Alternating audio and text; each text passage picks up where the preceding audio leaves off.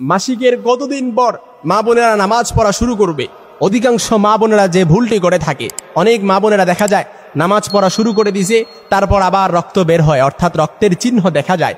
আবার অনেক মা বোনেরা আছে রক্ত বের হয় নাই, একেবারে হায়েজ শেষ হয়ে গেছে, তারপরে তারা অপেক্ষা করে যে আসরের সময় হায়েজ শেষ হয়েছে, তারা একেবারে পরের দিন ফজরের পর থেকে একেবারে নামাজ পড়া শুরু করবে, ফজর থেকে আবার কন্টিনিউ নামাজ পড়বে।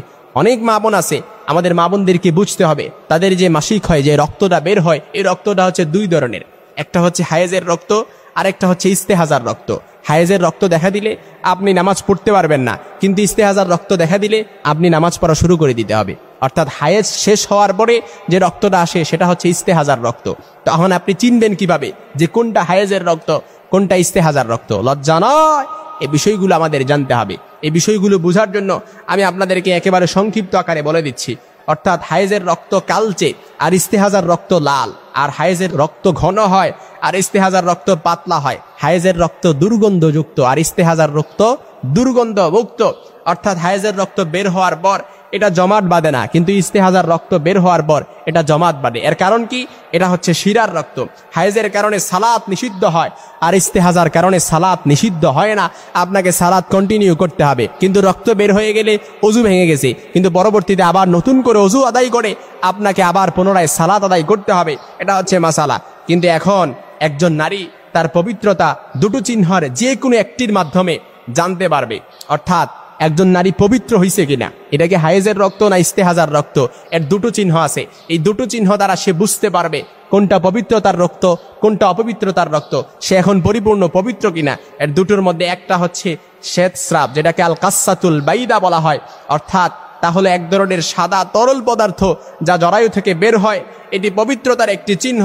2 নম্বর হচ্ছে পূর্ণ শুষ্কতা। যদি কোনো নারীর এই শ্বেতস্রাব না আসে, সেক্ষেত্রে সে রক্ত বের হওয়ার স্থানে সাদা তুলো প্রবেশ করাবে। যদি তা পরিষ্কার অবস্থায় বের হয়, তবে সে জানবে যে সে পবিত্র হয়ে গেছে। এরপর সে গোসল করে সালাত আদায় করবে।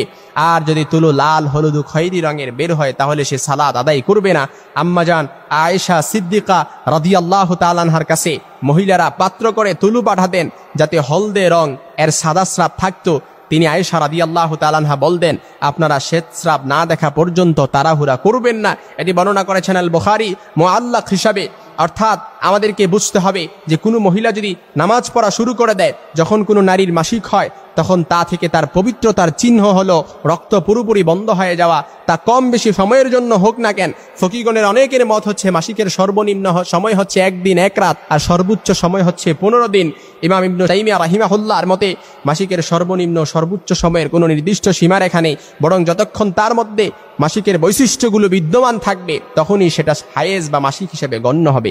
এজন্য আমাদের মা বোনদেরকে বুঝতে হবে, যখন মাসিক হায়েজ বন্ধ হয়ে গেছে, তখন থেকে সালাত পুনরায় আদায় করতে হবে। যখন আপনি টের পাবেন যে আপনার মাসিক সময় শেষ হয়েছিল আসরের সময়, কিন্তু আপনি নামাজ পড়ছেন ফজর থেকে, পরের দিন ফজর থেকে, তখন আপনাকে ওই আসর, মাগরিব, এশার সালাত, এই 3 ওয়াক্ত সালাত আপনাকে পুনরায় কাজা আদায় করতে হবে। কিন্তু আমাদের মা বোনরা বোঝে না অনেকে যে মাসিকের কতদিন পর নামাজ পড়া শুরু করবে।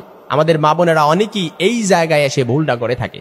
এজন্য ইস্তেহাজার রক্ত দেখে আপনাকে নামাজ পড়া বন্ধ করা যাবে না। কোনটা হায়েজের রক্ত, কোনটা ইস্তেহাজার রক্ত, এটা আপনাকে বুঝে নিতে হবে। হায়েজের রক্ত বের হলে আপনার নামাজ পড়া আপনার জন্য বৈধ না, আপনাকে নামাজ পড়া যাবে না, কিন্তু আপনি নামাজ পড়তে পারবেন না।